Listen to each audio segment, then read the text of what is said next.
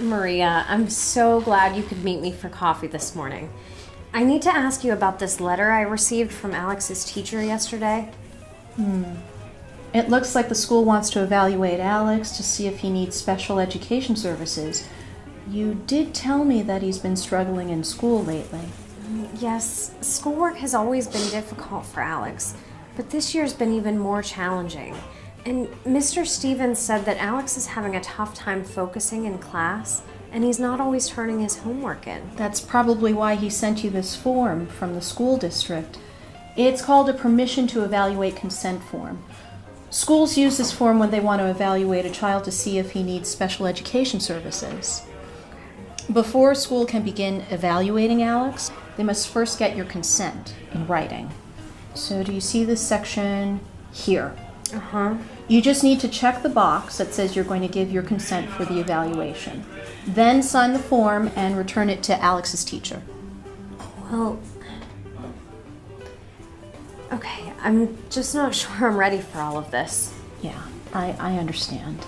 When our school district first began to evaluate Eddie's speech and language issues, I remember feeling very overwhelmed and scared.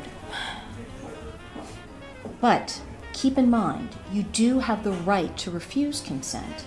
You can check the option right here to indicate you don't want to have Alex evaluated. That is your right under Pennsylvania law. Well, what do you mean it's my right?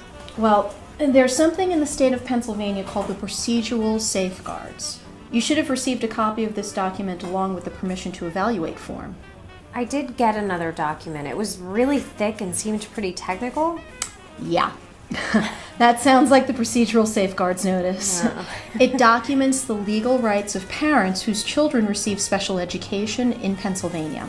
One of those rights is the opportunity to give your consent or refuse to give your consent for things like educational evaluations. I see. Well, it's good to know that parents have rights when it comes to their children's special education. I agree. So, how about this permission to evaluate form? I suppose it wouldn't hurt to have Alex evaluated. Maybe then we can begin to understand why he's struggling so much in school.